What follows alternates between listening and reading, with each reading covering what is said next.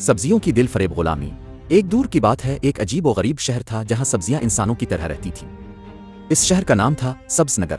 इस शहर में आलू मियां सबसे ताकतवर हुक्मरान थे और उनके दरबार में गुलामों की एक लंबी कतार थी। गाजर, मूली, शलजम, प्याज, लहसुन, ये सब आलू मियां के गुलाम थे। एक दिन गाजर ने आहिस्ता से कहा, हम कब तक गुलाम रहेंगे? प्याज की आंखों से आंसू निकले, हमारी किस्मत ही ऐसी है। मगर मूली को यह बात पसंद ना आई। इसने कहा, नहीं, हम अपनी तकदीर खुद बदल सकते हैं। रात के अंधेरे में लहसुन ने एक मंसूबा बनाया। सब सब्जियां आहिस्ता आहिस्ता दरबार से निकलने लगे। शलजम ने दरवाजा तोड़ा और सब आज़ादी की तरफ भागे। सुबह हुई, आलू मियां ने देखा कि दरबार खाली है। वो चीख उठे, मेरे गुलाम कहाँ गए? उधर सब सब्जियां एक खिले मैदान में पहुंच चुकी थीं। आयरकार, सब आजाद हो गए और खुशी से चीख उठे, आजादी। गाजर कैमरे की तरफ देखकर बोली, अगर आप भी गुलामी से आजाद होना चाहते हैं तो चैनल को सब्सक्राइब कर लो।